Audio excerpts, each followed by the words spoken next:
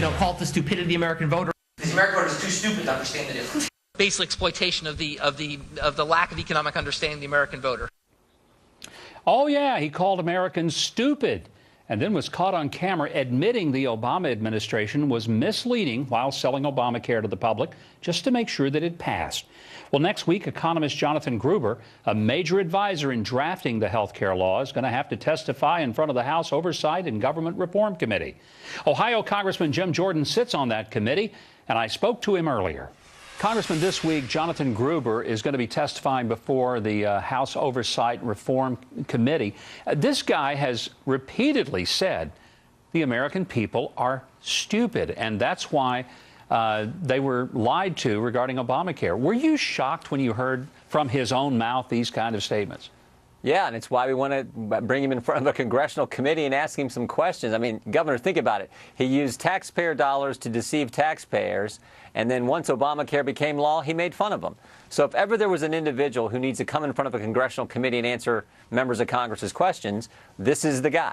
I think everybody would agree with it, but what can you do? What powers do you have when he comes before your committee? I know you can ask him questions, but is there any recourse?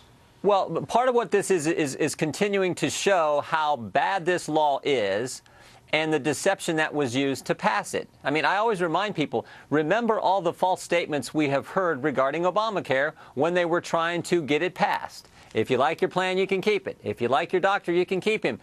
Premiums are going to go down. The website's going to work. The website's secure. So this is just a continuing pattern of these guys trying to deceive the American people. And frankly, the gig is up. Americans know this law doesn't work. They know that they were deceived when it was passed. And now what we got to do is continue to put pressure on this so ultimately, I know this is a ways off, but ultimately if we get a new president, we can get rid of this law altogether and do what needs to be done in health care. And Congressman, even some Democrats have owned up to the fact that this was a big mistake.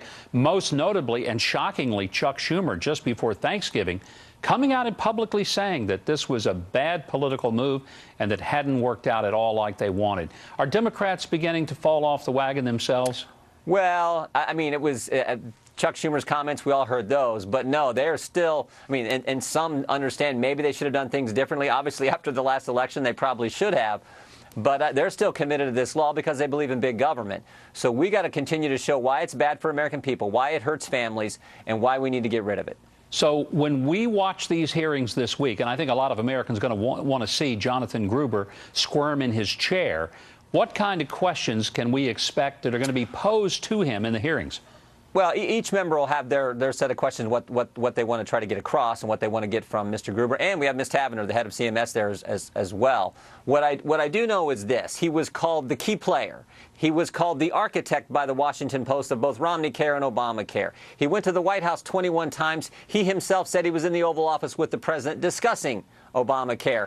And all that took place, and yet now Nancy Pelosi says, just some advisor. The president says, I don't know who this guy really is, just some advisor. I mean, it's amazing how they used him to help pass the law, and now they're trying to distance themselves so much from this individual. So I'm sure there'll be some questions along those lines as well. Well, if he's the architect, I'd say the bridge is falling down. It's going to be interesting to watch. Congressman, thanks for being here. We look forward to the hearings this week. Thank you, Governor. Little Sisters of the Poor is a community of Catholic nuns that have cared for the poor and elderly in America for nearly 150 years. But the federal government saying the organization is not a religious employer and therefore not exempt, trying to force them to provide contraceptive coverage, which is against their Catholic beliefs. And if they don't, they'll pay millions of dollars in IRS fines and penalties. The case is going to be heard at the 10th Circuit Court of Appeals in Denver on Monday. Joshua Hawley is an attorney with the Beckett Fund.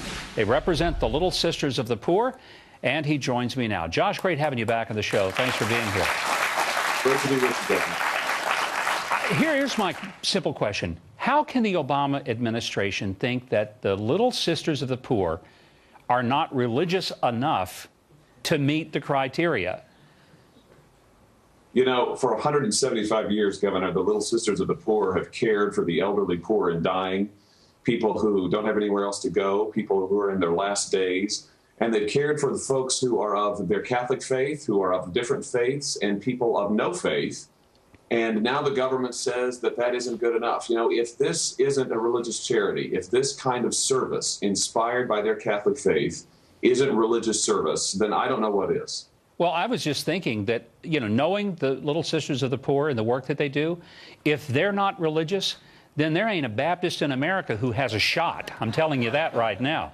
I mean, this is just astonishing to me. So now you're going before the 10th Circuit Appeals Court this week. Tell us what you will be arguing and what you hope will happen as a result.